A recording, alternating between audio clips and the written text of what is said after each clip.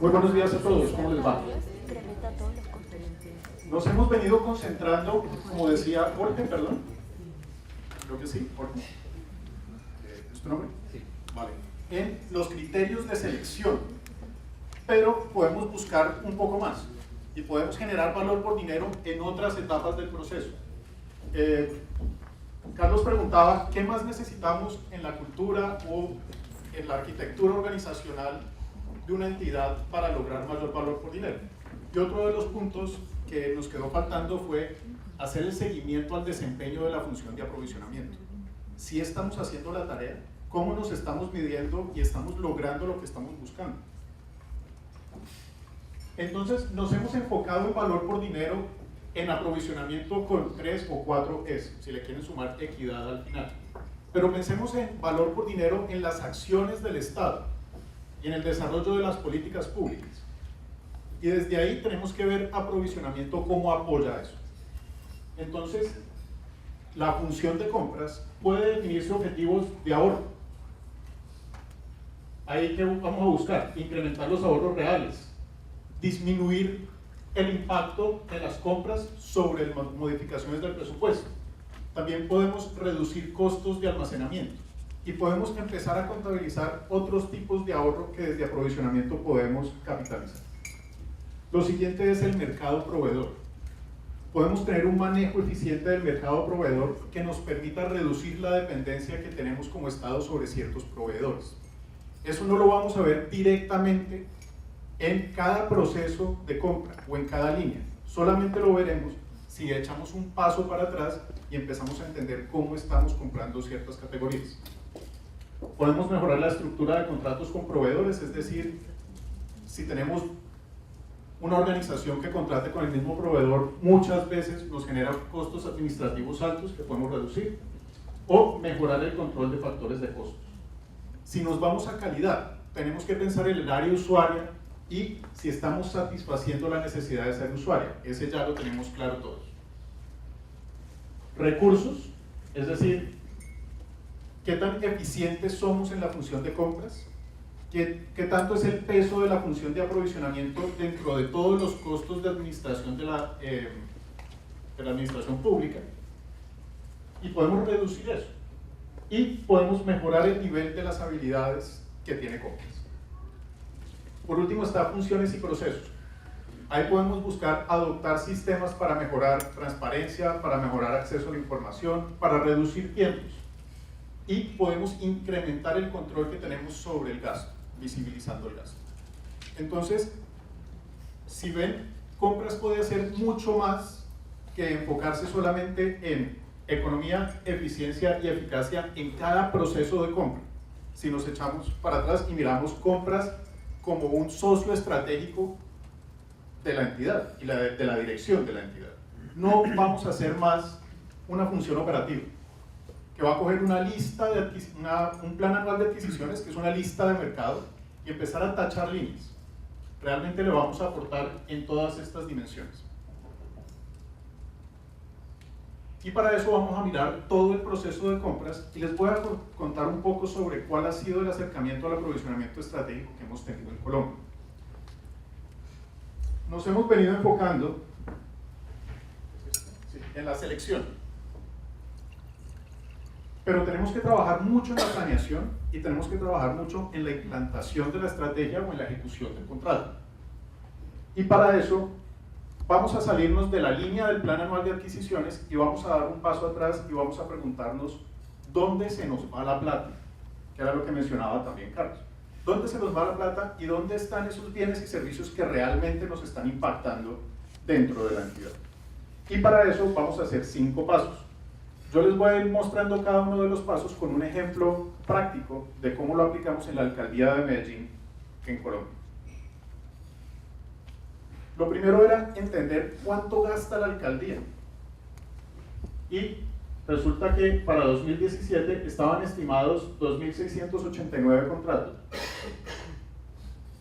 por $600 millones, de los cuales el 74% lo estaba gestionando la Secretaría de Servicios y Suministros, es decir, la función de aprovisionamiento de la alcaldía de Medellín. El restante 26% son compras que se hacen por fuera de la alcaldía y que se hacen en cada una de las secretarías.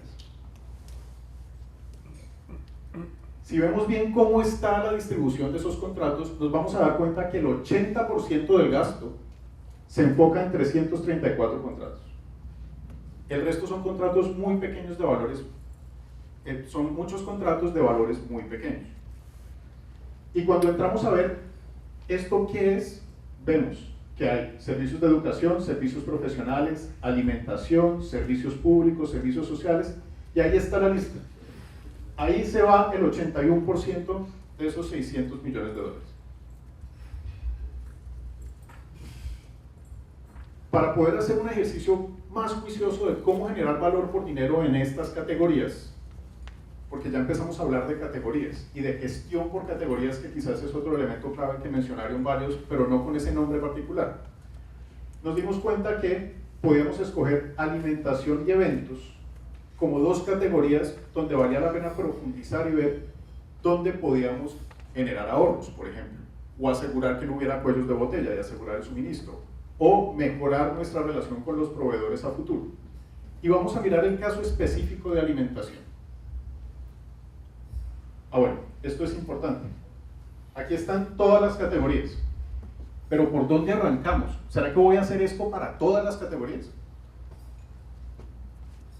Veo que hacen, no, sí, no, porque es un desgaste muy alto para comprar cositas muy pequeñas.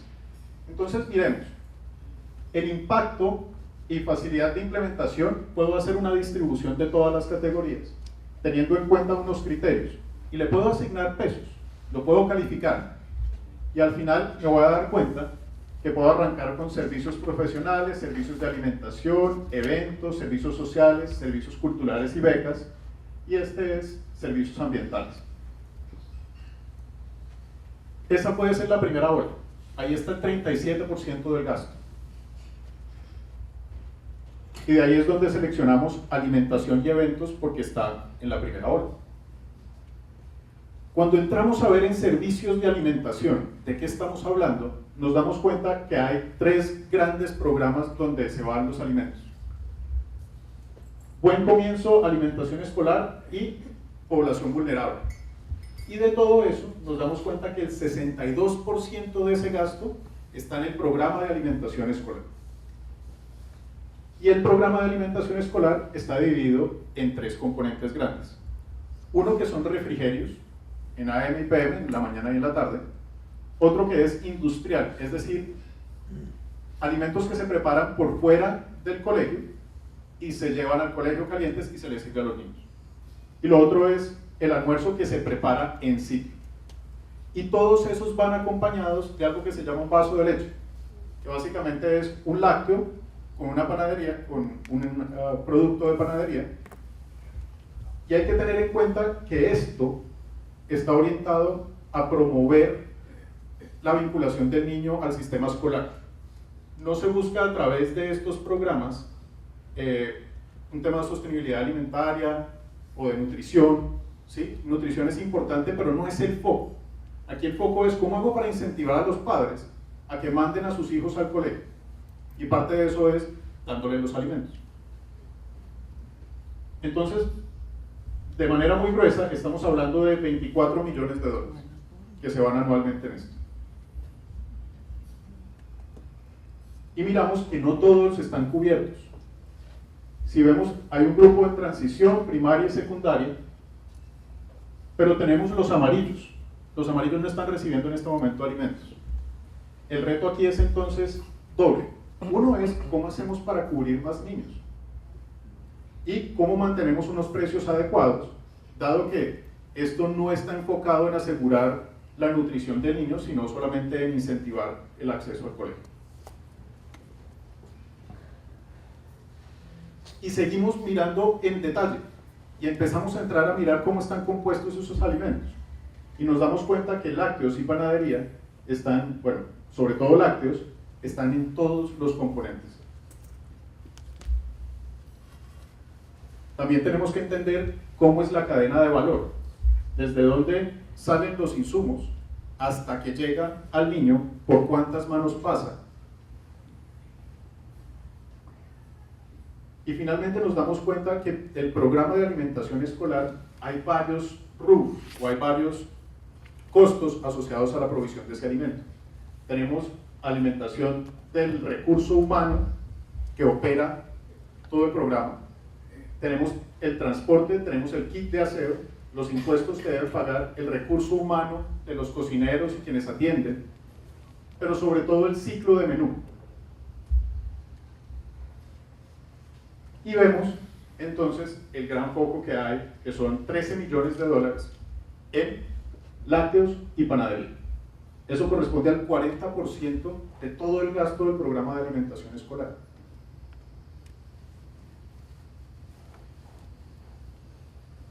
Ese es el análisis de la demanda. ¿Qué estamos buscando? Ahora venimos con ¿qué nos ofrece?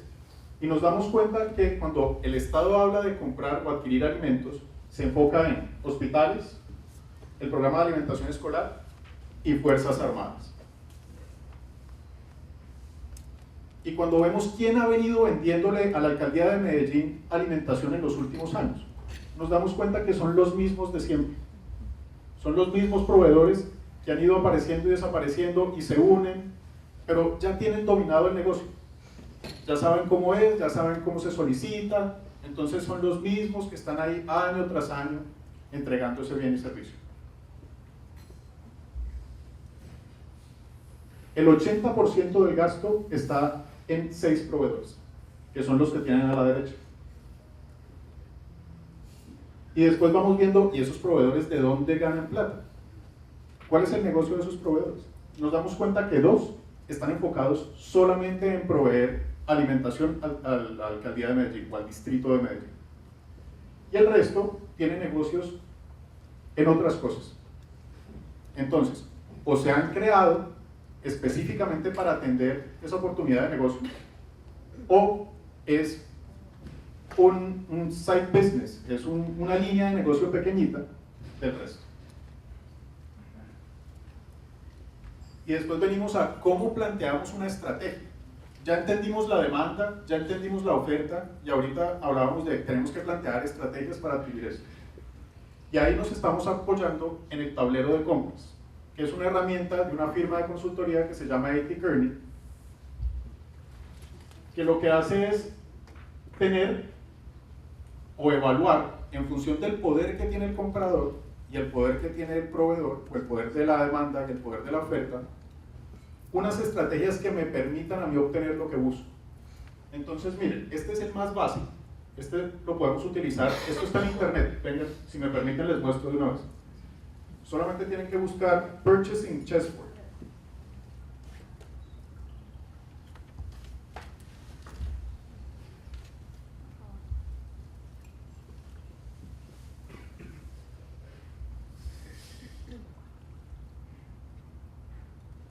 Y está acá.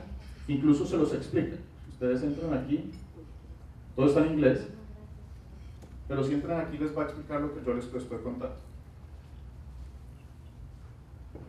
Y aquí pueden bajar a ver las palancas y los métodos que ya les voy a explicar. Entonces, si tenemos bajo poder de la demanda y bajo poder de la oferta, lo que tenemos que hacer es gestionar el gasto. ¿Qué se les ocurre que puede estar ahí? Bajo poder de la demanda y bajo poder de la oferta.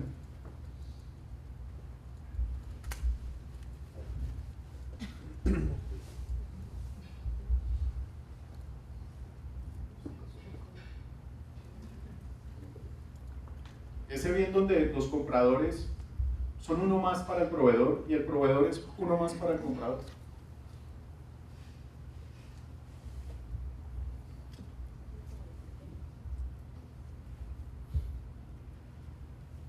O les propongo, más bien hagámoslo al contrario. Díganme una categoría de gasto. Una que les interese. Papelería, listo, perfecto.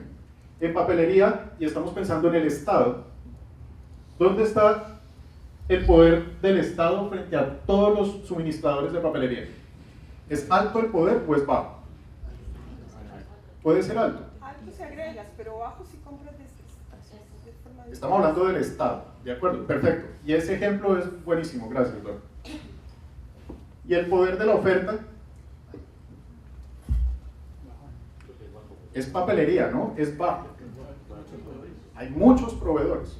Son bienes que no son especializados, de bajo costo. El poder es bajo. Y aquí entramos en gestionar el gasto. Si yo miro, esto cada vez se va dividiendo más. Y estas 4 estrategias se dividen en 16 palancas, si lo logro hacer.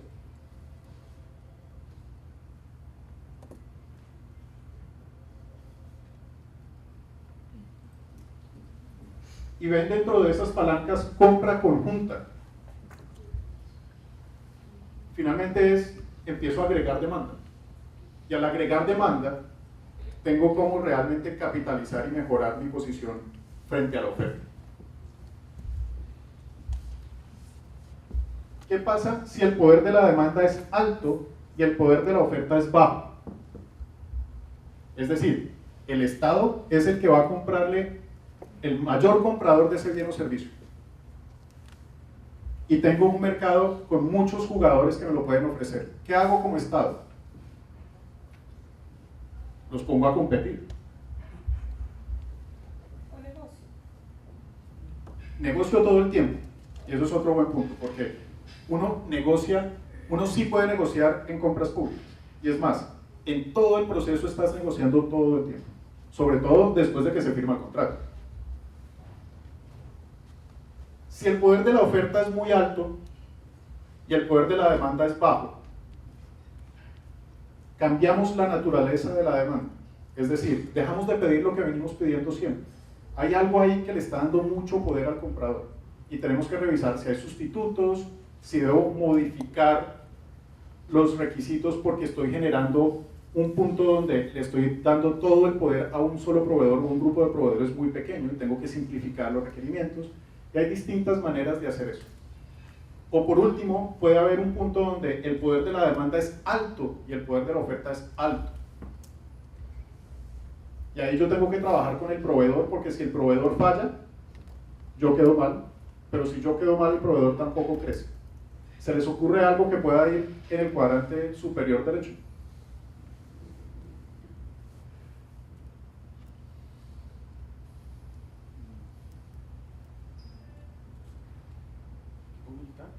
Armas, armamento, va ahí. Y ese es un ejemplo. O si yo quisiera desarrollar, pensemos en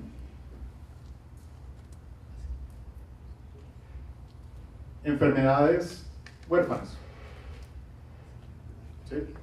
El Estado se le va un montón de plata en eso. Y puede ser uno de los grandes compradores de medicamentos para tratamiento de enfermedades huérfanas o enfermedades de alto costo. Y lo mismo está concentrado en un par de laboratorios que son capaces de crear esos medicamentos. Ahí no los puedo poner a competir, ahí no puedo cambiar la naturaleza de la demanda, ahí no le puedo pedir a la gente que no se enferme. Entonces me toca ver cómo hacer para que con el negocio vayamos mejorando y vayamos creciendo. Entonces pueden llegar hasta 64 métodos. Esto lo voy a pasar rápidamente, es un resumen de qué es cada uno y qué tiene. Pero al final lo que vamos a ver es que dependiendo de dónde caigamos, vamos a escoger un grupo de métodos para desarrollar. Y son métodos como, hago un requerimiento de información, un RFI, profundice, desglose los costos, mire cómo gestiona los inventarios con el proveedor para que el proveedor sea el que carga con eso. Haga subastas a la inversa, reviste el costo total de propiedad. Y así hay 64 métodos de los cuales yo me puedo apalancar para poder llegar a definir unos criterios de selección que al final van a redundar en mayor valor por dinero. Pero es que si yo no hago todo esto, no voy a definir bien los criterios, ni voy a saber a qué mercado me quiero acercar, no voy a saber a quién ir a preguntarle las cosas. Y así se ve para el tema del programa de alimentación escolar. ¿Qué es lo que vimos? Finalmente estábamos comprando todos los productos lácteos a precio de minorista. Por otro lado, no se los estamos comprando al productor, se los estamos comprando a intermediarios. ¿Qué definimos? Definir un tarifario para los productos lácteos. Estos son los precios que vamos a pagar, tope, y sobre esos usted, proveedor, se tiene que asegurar que me los suministre. Y adicionalmente, ir a los productores, que los productores se enteren de qué está buscando la alcaldía, que sepan que hay un mercado y que nos pueden vender. Julio, ¿y la alcaldía paga bien? ¿Es buen pagador? El Estado debería ser buen pagador, ¿sí? Porque la plata está, en algunos casos no está. Ahora, seguramente hay proveedores con los que son muy cumplidos y hay otro grupo de proveedores que no reciben ese beneficio. Al final, el impacto de esto, si lo cuantificamos, estamos hablando de alrededor de, no sé por qué se me borró, $800.000. Son $800.000 que la próxima vez que yo adquiera este bien, voy a poder ganar, no voy a poder ahorrar. Y eso implica una cobertura de 5.600 niños más.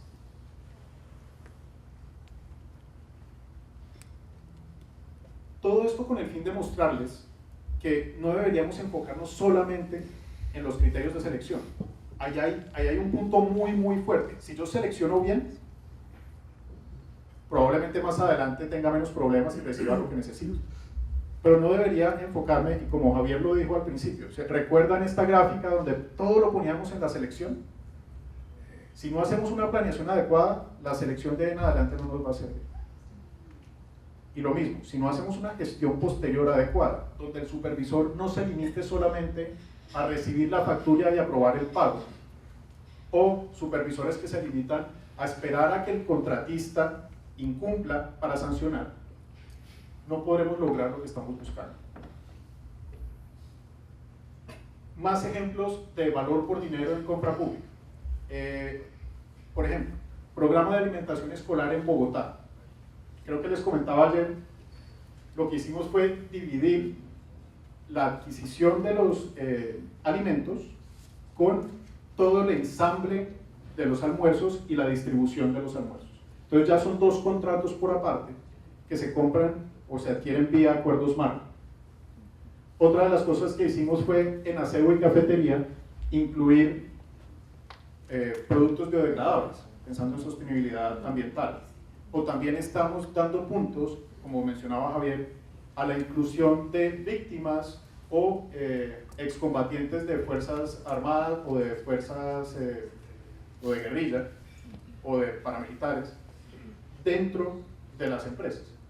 Porque lo que estamos buscando como Estado también es darle cabida a estas personas que se desarman y entran a la sociedad. En tecnología, estamos pasando de adquirir infraestructura propia y que cada una de las entidades tenga sus propios data centers, a que tengamos infraestructura y tengamos plataformas como servicio. Entonces, a través de los acuerdos marco también hemos logrado tener una mucho mayor cobertura, incluidos ciertos municipios que anteriormente no tenían conectividad. Se me ocurre también compra pública para la innovación. Resulta que nosotros tenemos el Instituto Nacional de Cancerología, es una entidad pública enfocada en cáncer. Y queremos empezar a producir medicamentos biosimilares, es decir, medicamentos que se producen por otros organismos vivos y que pueden ser utilizados para el tratamiento de cáncer.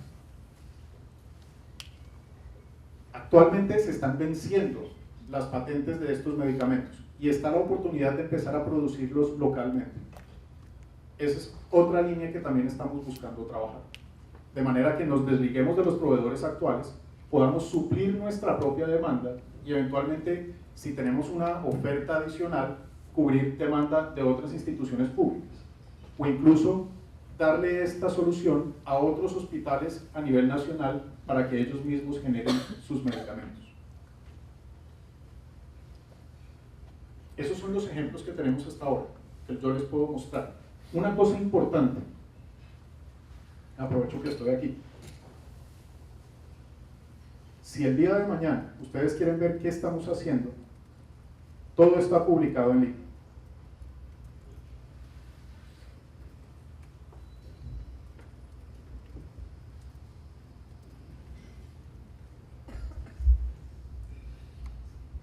Para que no conozca, esta es nuestra página web. Y si ustedes bajan acá a la tienda virtual del Estado colombiano, van a encontrar todo lo que nosotros vendemos en acuerdos marco. Ahora, si yo quisiera ver, por ejemplo, cómo evaluamos o cómo fueron los criterios de selección de aseo y cafetería, para ver qué pesos les dimos y ver con qué fórmulas los estábamos calculando, lo único que tienen que hacer aquí es ir a productos,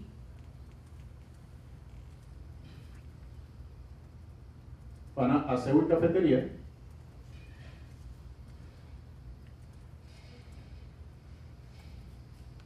y aquí pueden ver todos los documentos del proceso.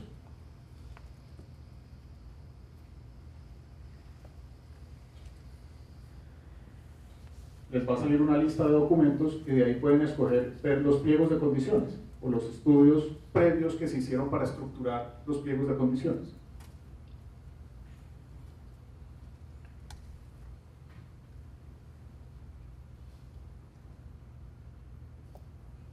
Y aquí está toda la información. Así fue como se calificó esta propuesta. Esta fue la ponderación que se le dio. Y más adelante pueden ver cuáles fueron las fórmulas que se utilizaron. En el caso de aseo y cafetería, por ejemplo, no queríamos que los proveedores redujeran los precios a costa de los salarios de las personas. Entonces pusimos pisos y techos.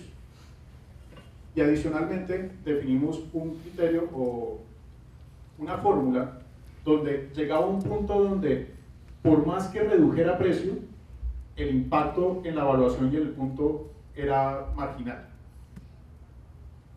Esto podría llevarnos a pensar que vamos a comprar mucho más caro, pero finalmente, como habíamos definido techos, el proveedor no se puede pasar de ahí.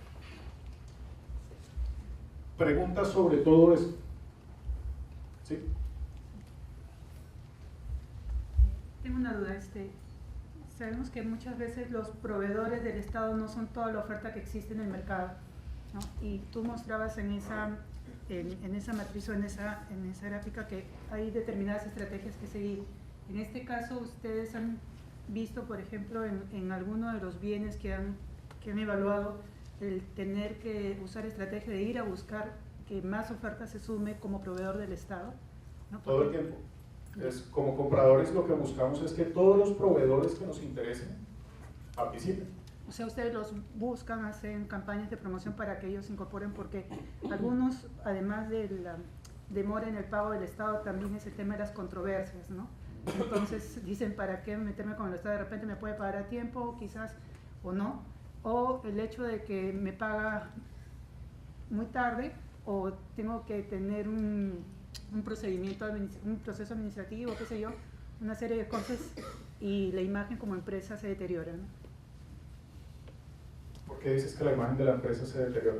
En el sentido de que es tanto el tiempo, el agotamiento que está en esta controversia, medio año, un año, tal, que a veces las empresas tienen un comportamiento inadecuado que hace que su imagen se deteriore con otros posibles compradores del Estado.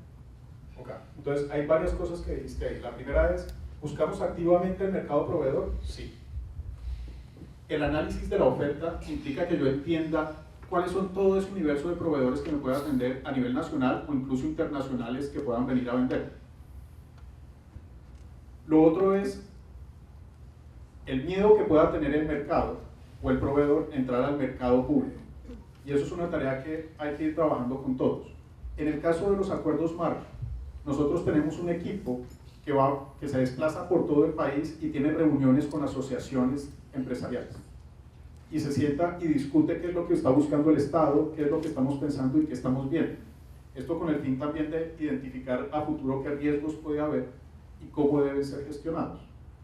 Todo eso es adquisición de información. Entre más información tengamos, como decía Carlos, mucho mejor. Habrá proveedores que no quieran participar en esto.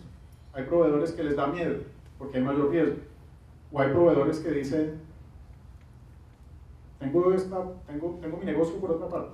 Ahí, ¿cuál es la tarea que tenemos que hacer? Mostrarles que hay plata, mostrarles que hay negocio. Y con ejemplos concretos y claros, mostrarles que podemos ser buena parte. Y que no tiene por qué haber problemas. Que si va a haber problemas, podemos sentarnos a negociar.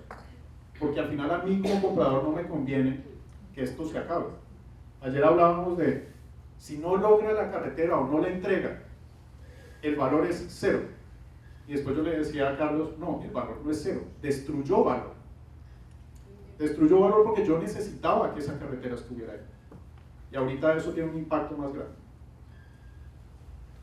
Julio, en el caso mostrado de ahorro en consumo de lácteos, entiendo que identificaste el producto lácteo como el producto que es repetitivo en compras que hacía varias entidades, identificaste una mejora de comprando conjuntamente. ¿Qué herramienta utilizaste? ¿Una compra por catálogo?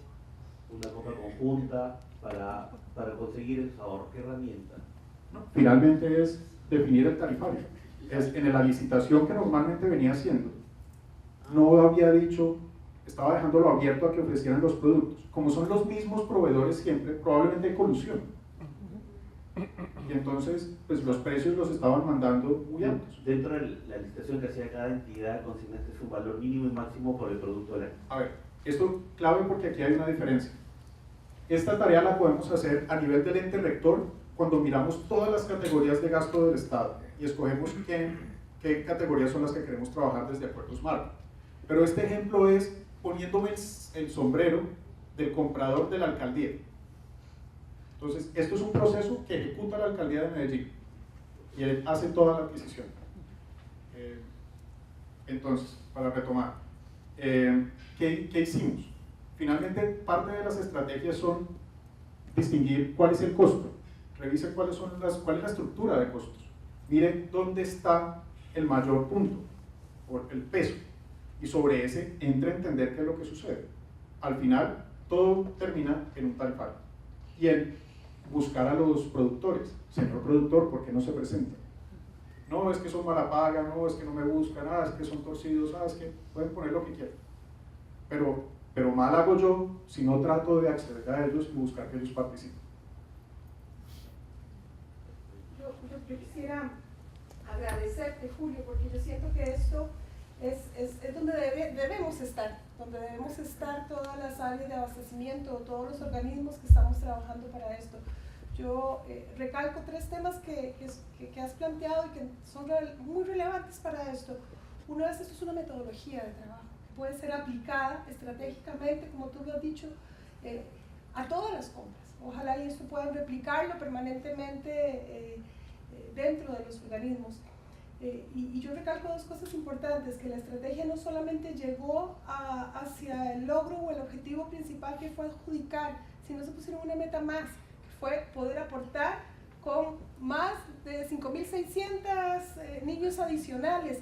Ya eso le pone una dificultad tremenda y entiendo que muy desafiante para el quehacer. Así que felicitaciones, porque creo que es parte del pensamiento en el que debemos estar permanentemente todo el mundo de abastecimiento. Y lo tercero que quería recalcar es esta mirada hacia el productor.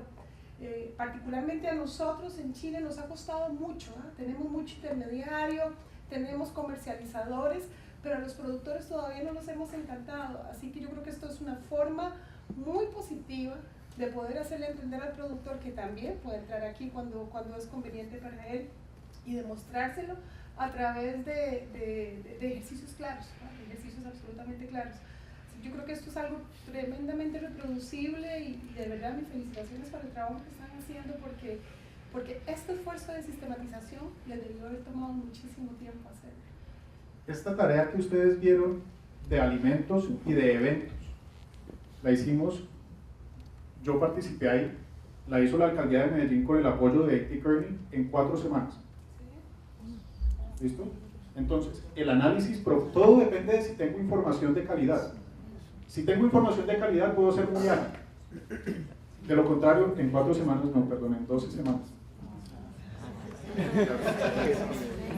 12 semanas son 3 meses.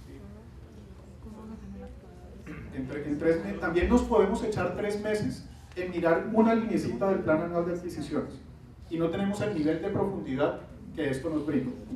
Y que esto nos brinda, piensen en que esta tarea no solamente la hicimos para esa línea del plan este año. Con este entendimiento nos permite abordar esto los siguientes años y ir construyendo sobre lo que ya tenemos. Esta tarea entonces no para. Y yo debo continuar gestionando mi base de proveedores para no quedarme con estos 6, sino que la otra vez participe en 8, 10, 15, los que sean. Los mejores. Y quedarme con los mejores. Y empezar a hacerle seguimiento a este gasto que quería impactar. ¿Será que sí lo logré?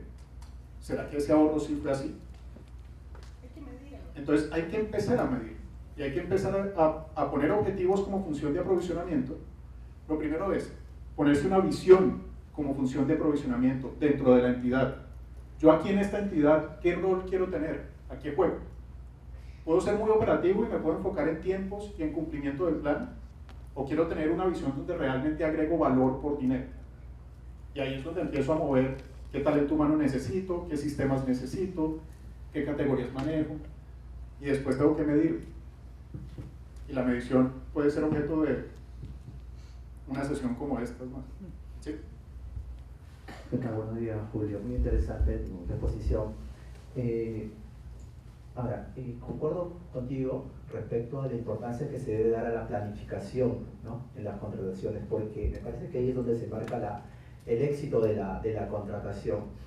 Ahora, veo que este modelo se ha aplicado, o este enfoque se está aplicando en la Municipalidad de Medellín, ¿verdad? Ahora, este enfoque se ha venido replicando en otras entidades en Colombia y, digamos, ¿cuál es la estrategia que ustedes aplicaron para cambiar el chip del funcionario público de Colombia? Porque te comento acá, en Perú nosotros no, si una ley vigente no hace bastante énfasis en la planificación, pero sí te cuento por experiencia que hay muchas entidades que no vienen dándole la importancia necesaria a la planificación, ¿no? Y por eso, ahí va la pregunta, ¿no? ¿Cómo ustedes hicieron para cambiar el chip de los funcionarios públicos, ¿no?, de pasar a contratar del día a día, no haciendo un análisis, no planificando, a pasar a una contratación planificada, ¿no? ¿Cómo se puede hacer ese cambio, Julio? Te agradecería.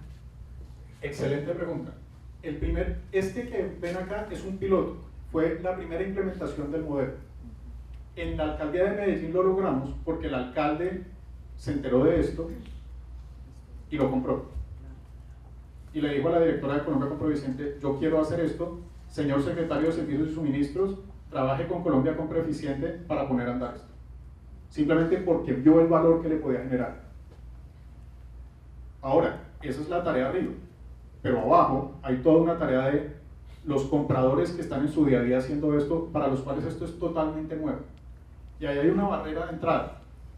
Entonces tenemos que acompañar la transformación con formación. Y los acompañamos. ¿Qué hicimos? Escogimos 25 personas de la alcaldía de Medellín que se iban a enfocar en estas 2 categorías. Y les enseñamos este modelo de aprovisionamiento estratégico. Les enseñamos, son 120 horas de clase. A medida que van aprendiendo, salen del aula y van a la práctica y empiezan a ver cómo eso que aprendieron lo están viendo en la realidad. Y vamos llevando el ejercicio en paralelo. Al final de las 12 semanas vas a tener un equipo formado, pero adicionalmente un equipo que ve los resultados de esa formación.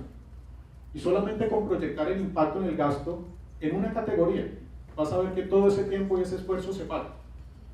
Es que incluso si de los $800.000 que está estimado el impacto, yo solamente le aportara al 10% de eso, serían $80.000. $80.000, con eso pago la nómina del equipo de 6 personas que tengo ahí 3 veces.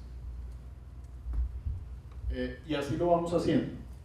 Entonces, tenemos además otros programas de formación. Estamos trabajando con las cámaras de comercio, con universidades, para que este programa se replique y se vuelva entonces lo común o que no sea una cosa rara, un bicho raro, que se vuelva la manera como compramos.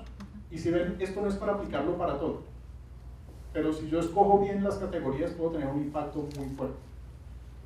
El trabajo es continuo, llevamos un año, vamos a ver cómo hacemos para sumar eso. Para priorizar esas... He podido observar que para, digamos, priorizar esas categorías, ¿no? Se ha aplicado, me parece, que la regla del 80-20, ¿no? Concentrarte en las contrataciones que representan el mayor porcentaje en gasto anual, ¿no? Quería también confirmar ese. Puedes utilizar esto, donde ves el impacto, donde claramente también tiene que ver el valor, pero también la facilidad de implementación. ¿Qué tan fácil es que yo entre a hacer intervenciones en la manera como estoy comprando estas categorías? Por ejemplo, si tengo un número muy alto de proveedores, será más fácil. Si tengo un proveedor, va a ser más difícil entrar a trabajar con él. Si hay más sustitutos, será más fácil de implementar una estrategia. Si puedo agrupar con otras categorías, o si los costos de cambio son bajos, también será más fácil. Entonces, se me empieza a correr hacia allá. Lo mismo acá. Si la adquisición de ese bien o servicio tiene un impacto en otros procesos de la organización, muy seguramente tendrá un impacto alto y debería entrar a ver cómo lo gestiona. Estos son algunos criterios que puedes utilizar y vas viendo que lo puedo trabajar por olas. Salgo de los primeros y sigo con los siguientes. Y me puedo enfocar en donde está el 80% del gasto. Las otras categorías probablemente es demasiado esfuerzo para tener un impacto muy alto. ¿Sí? Hola, buenos días. Quería hacer la consulta de cómo es que ustedes, cuáles son las variables que han determinado para establecer la planificación de la demanda. La pregunta viene desde el punto de vista que para asegurar el éxito de una compra necesitamos establecer cuál es la demanda. Como segundo punto, ¿cómo? No te entendí muy bien la pregunta. ¿Cuáles son las variables que ustedes como central de compras han establecido para determinar la planificación de la demanda futura? ¿Qué tienes en la cabeza cuando me dices variables? Lo que pasa es que cuando analizamos diversos mercados, nosotros tenemos que determinar ciertas variables de, por ejemplo, ahorro o posibilidades de éxito, hablando puntualmente de compras corporativas. Para poder determinar ello tenemos que analizar una demanda previa y determinar si es que el volumen o las condiciones efectivamente terminarían en una compra, podríamos decir, exitosa. Entonces, para determinar la demanda futura, nosotros podemos analizar los históricos en base a data que existe, pero el mercado es cambiante, tanto en volumen como en cantidades, como en condiciones. Entonces, ¿cuáles han sido las variables o condiciones que ustedes han podido analizar para determinar la planificación de la demanda futura? ¿Y cómo es que la trazabilidad en las compras podría asegurar o mejorar la gestión de la compra pública? Ok, entonces el primer punto. ¿Qué variables tenemos en cuenta para proyectar demanda? Depende de qué estoy comprando. Depende de cuál es el plan de desarrollo. Depende de cuál es el plan estratégico de cada entidad. Es muy variable y no podría decirte que hay un set de variables que utilizo para eso. Ahora, eso es la demanda. Otra cosa es la oferta y cómo cambia el mercado a futuro, ¿sí? Y ahí también tengo que tener un ojo, porque puede ser que en 2 años haya una solución en el mercado que hoy no tenga. Y que eso va a impactar en qué es lo que yo estoy solicitando. Pero por eso les digo que esto es algo que tiene que hacerse continuamente. Esto no se acaba aquí. La segunda pregunta es, ¿me recuerdas? Respecto a la importancia de tener trazabilidad, por ejemplo, para poder asegurar una compra exitosa, ¿no? Y cuando mencionas trazabilidad... gestión de stocks, gestión de almacenes, que normalmente en la realidad nacional no se tiene una trazabilidad a nivel de, por ejemplo, código de barras que nos permitan determinar cuánto stock tenemos en almacenes y cuál es la demanda real que tenemos que generar para el siguiente ejercicio, ¿no? ahí no hemos entrado, y también depende de la naturaleza de cada entidad, qué hace y qué compra. Pero es algo en donde adquisiciones tienen que trabajar con finanzas y tienen que trabajar con los servicios administrativos y tienen que trabajar con planeación justamente para ver eso. El manejo de inventarios, cómo me está afectando a mí. En mi estructura de costos, eso es algo que yo quizás debería dejar de administrar y pasárselo al proveedor.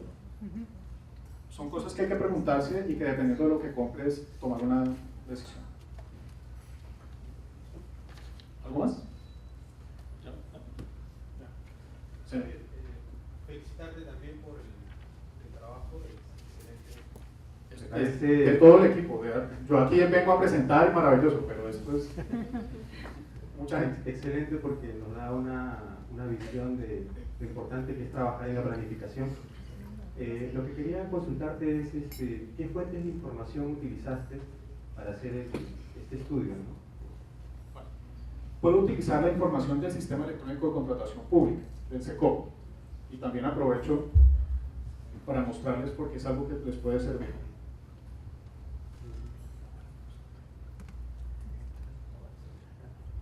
Entonces, toda la información desde el año 2007 hay información, desde el año 2010 están datos abiertos, sin embargo ese no es el 100% de las compras, porque sabemos que hay un subregistro de las compras.